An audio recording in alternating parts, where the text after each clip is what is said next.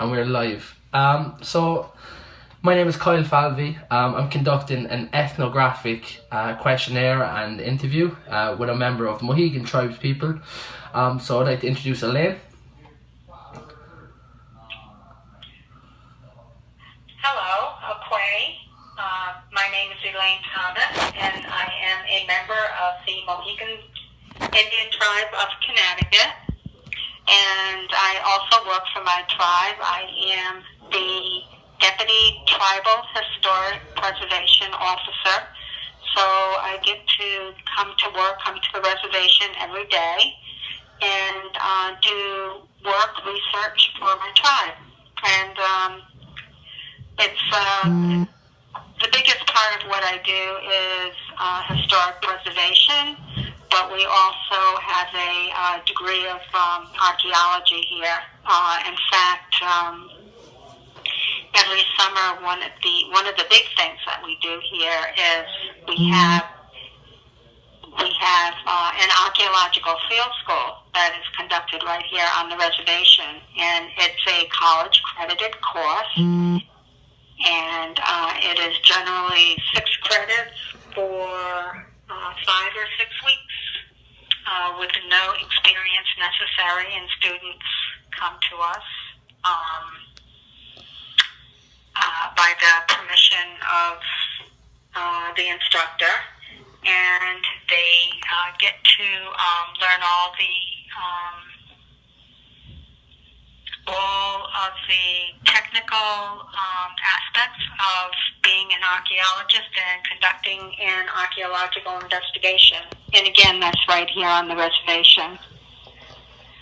So that's pretty much who I am these days. That's excellent. I much appreciated again, Elaine. So I'm just going to give a quick rundown. So basically the cultural group that I have decided to study and interview are the Mohegan Native Americans living in Connecticut. As mentioned, I have organised 2 interviews, one with Elaine currently, and also in the near future I gain a better understanding of the Mohegan ways, and also pull back the curtain on a society and culture that has fascinated me since I was a child. Again, so we're going to conduct some questions. Elaine, would you be happy to proceed with some questions at this time? Sure. Fantastic. So the first question I would ask you, Elaine, is would you mind describing a typical day in the life of a Mohegan tribes member? Well, our paths in life, for Mohegans, is very diversified. Mm-hmm. So I really couldn't speak for other tribal members. Mm-hmm. I just gave you a pretty good account of what my day sort of looks like. Mm-hmm. I think right now I don't have the exact numbers. There may be because we have here is we have a casino. Uh-huh. So we do have some tribal members that work for the casino. Mm-hmm. I actually work for the tribal government, which is separate from the casino. I see. And so we have, and it's actually a small percentage of the tribe that it's here that works for either the casino or for tribal government, because they're out in the workforce and in other areas. And not everyone lives in Connecticut as well. We have tribal members that are spread across the country. Mm-hmm. But here in Mohegan, I actually work in what is the heart of Mohegan. I see. And so at our government building, it's a community center. Mm-hmm. It's a community center number 1. Yes. And so we have many functions here. We have We have socials. We have intertribal socials. For example, we have an after-school program where the children that go to school in the area, they are bused here after school, and where there's a program where they stay for a couple hours more before they go home. So there are a lot of different social events that happen right here at the tribal office, and so and many tribal members that live in the area do take advantage of that. And we also have a craft room where we continue different crafts that go back generations, such as basket making. We have tribal members that can still do wampum, which is working with shell, and they make things such as shell beads, which is very traditional to our culture. But we're a very modern tribe.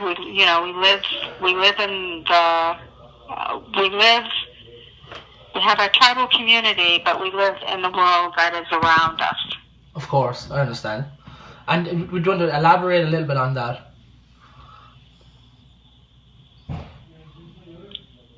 Oh, I'm sorry. I don't know if you're cutting out. Oh, I'm sorry. Can you hear me still? Yes. Oh, fantastic. So, I would say, you just mentioned there that you're a very tribal crowd that like to live in the world around us. Yes. And you touched very briefly on your culture. Do you mind me asking, Elaine? I think you're cutting out on me. Oh, can you hear me now, Elaine? Yes. Oh, excellent. So, what I was asking there was, you just briefly touched on, some of your, historic practices that you might, the basket weaving and also the working with shells. Do you mind me asking, Fane, how would you define culture, if I asked you that question? Culture is, I think that the culture is within a group of people, and it's and for me it is defined by their traditions, their beliefs, their stories, and the language is very important. Definitely. And is there do you guys communicate in your culture using a specific language that would be distinguished, would be different to the Americans using English and such? Well, we have Mohegan. There was a Mohegan Pequot language that was of course fluent at one time.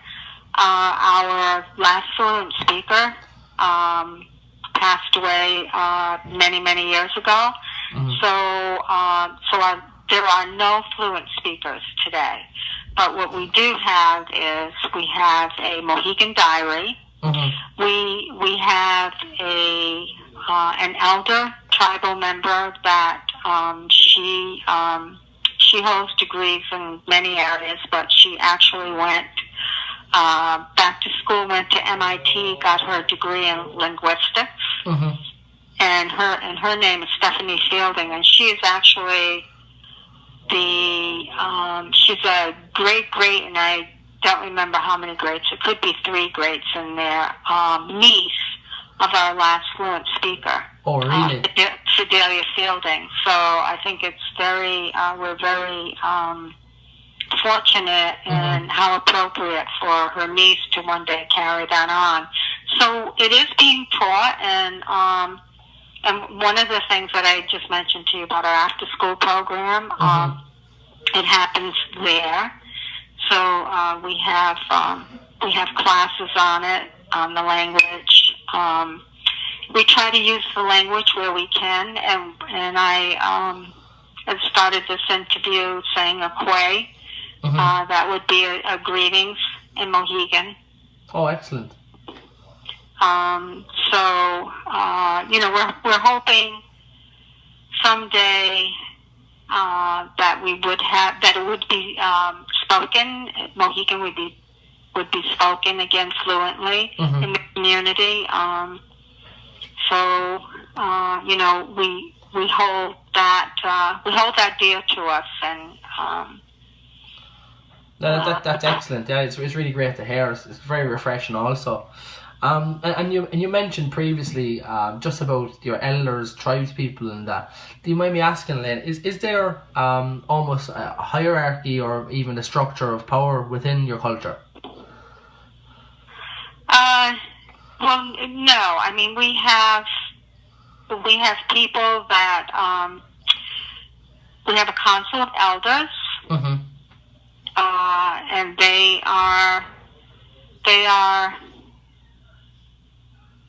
they're in charge of our judicial system that we have here in Mohegan. So they're kind of our, sort of our conscience.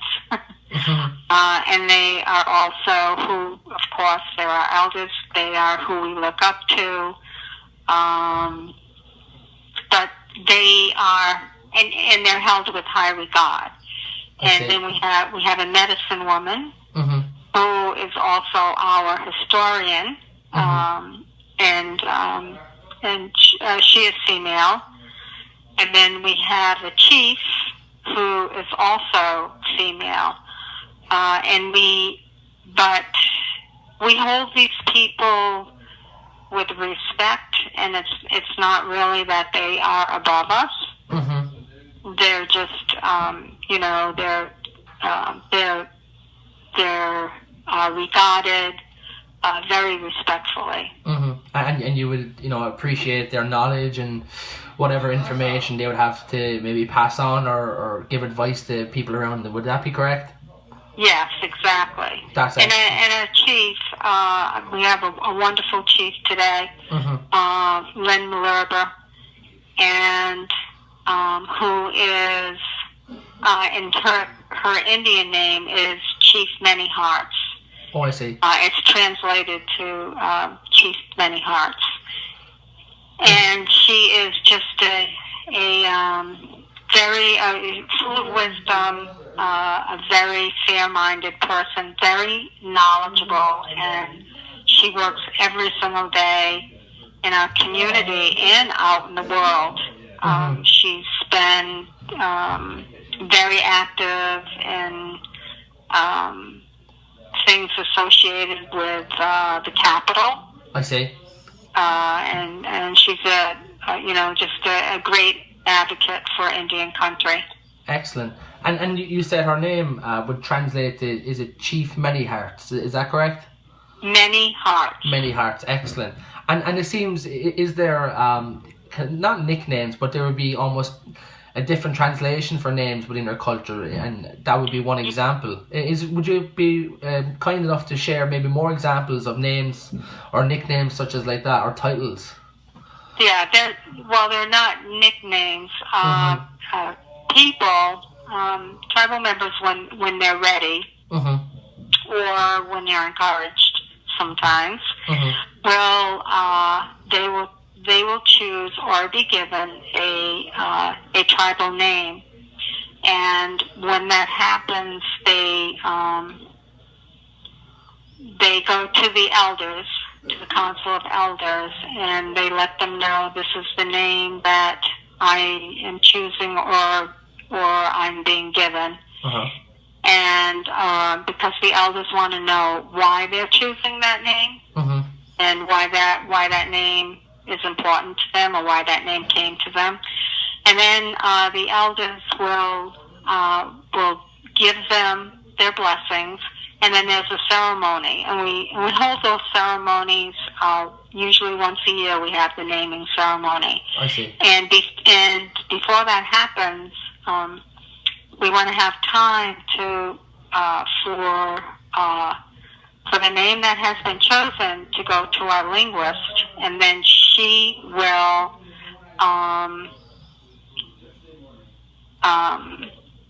she will tell them how that is pronounced and the spelling in Mohegan. Oh, I see. So